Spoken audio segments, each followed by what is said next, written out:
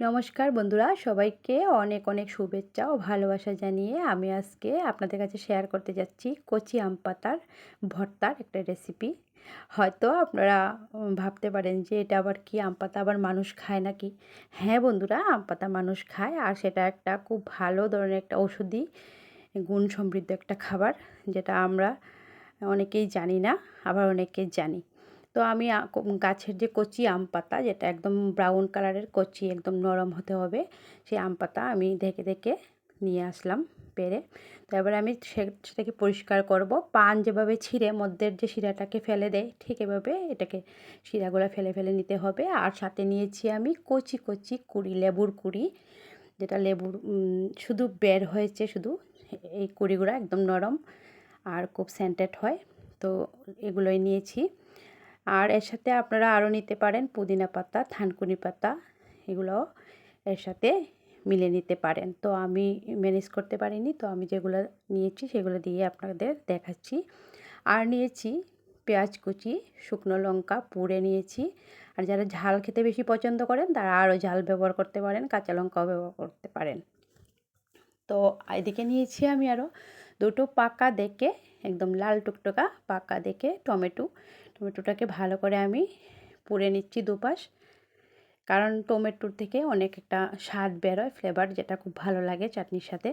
তো ভালো করে আমি সেটাকে পুড়ে তারপর চামড়াগুলো ফেলে ধুয়ে পরিষ্কার করে নেব, আর সাথে দু কুচ রসুনও দিয়ে দেব। তো টমেটোটাকে পরিষ্কার করে আমি রসুন আর টমেটোটাকে একটু পেস্ট করে নেব মিক্সিতে। তো সেটাও খুব ভালো লাগে খেতে। তো আমার মোটামুটি টমেটোটা পোড়া হয়ে গেছে।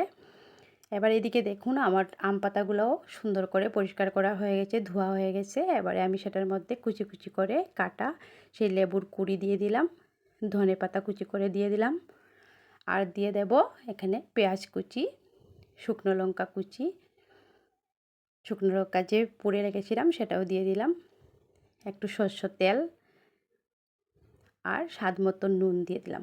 তো বন্ধুরা, আর সাথে দিয়ে দিলাম সেই পেস্ট করে রাখা টমেটোর পেস্টটা। সব কিছু দিয়ে নুন দিয়ে আমি সেটাকে মেখে নেব। তো বন্ধুরা, একটাই কথা হচ্ছে, এটা অনেক উপকারী একটা জিনিস, আপনারা ঘরে ট্রাই করে দেখতে পারেন। তারপর তার যে গুণ আছে সেটা নিশ্চয়ই সবার হাতে, এখন হাতে হাতে মোবাইল, তো মোবাইলে সার্চ করলেই বেরোয় যাবে কচি আম পাতার গুণাবলী।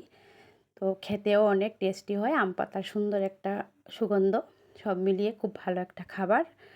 তারপর যারা এটা ইনসুলিনের কাজ করে, তারপর ফ্যাট লসেও এটা অনেক উপকারী।